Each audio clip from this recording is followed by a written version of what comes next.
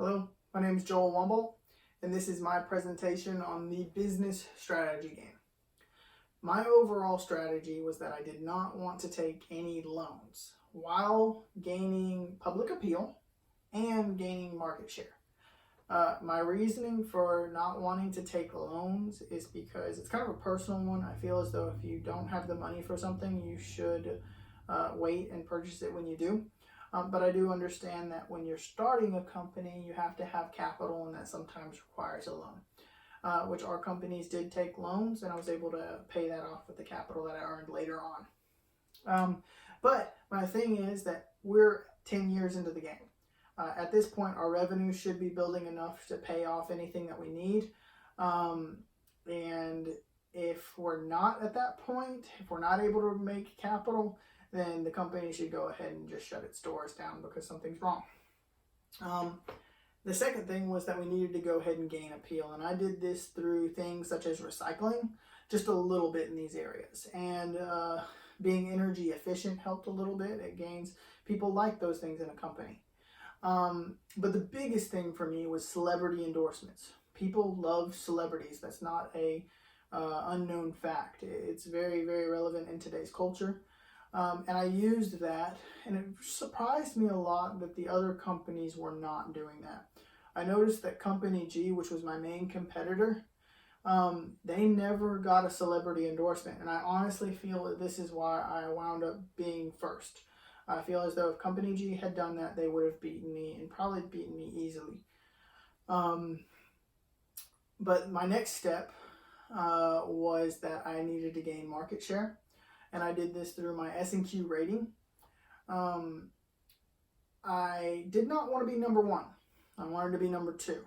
The whole goal of the game is to have a quality shoe for the cheapest price. And Company G kept theirs at like 6 and 6+ when I think the average was 3 to 4 throughout most of the game. And I kept mine at 5.5, while most of the other companies stayed way below that. So for a wholesaler, from their perspective, they're going to want my shoe because they're going to be able to buy it for less and sell it for nearly the same price as Company G's prices. So they're going to want my shoe. And this helps me out in the long run. But I feel as though like all my goals were met. All my strategic goals were met because I was able to actually use my celebrities to get the appeal, and I was able to gain market share.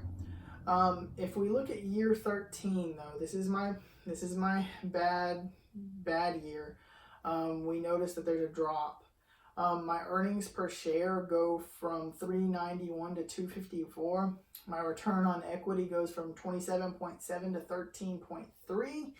And my stock price dropped from 82.80 to 35.08. Yes, it's a big ouch, I know. And sadly, like I feel like I'm preaching at myself earlier. I didn't have enough capital, but since my beliefs are no loans, what I did instead was I went ahead and I sold stocks.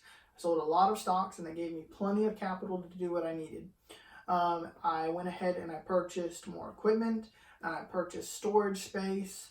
And I went ahead and I gave free shipping to my consumers for my online market. And then for my wholesalers, I went ahead and I put 1 week shipping instead. This creates a lot of value because nobody else was doing 1 week shipping at this point. So of course they're going to want to be able to get that product there faster. And I was pricing my stuff competitively, and that gave me more of a advantage. So they're going to order mine, and it worked. In the upcoming year, I made plenty back. And what I did to make up for my stock drop, which was the biggest one, is I started, I'd already been doing this, but I was buying stocks back. So any excess capital that I had throughout those years, I went ahead and I just purchased more. I pretty much maxed that out. And at the end of the game, year 18, I was at $497.58 per stock. So I feel as though I did pretty well. And I was very, very happy with the turnout. I hope this presentation has been informative to you, and thank you for listening.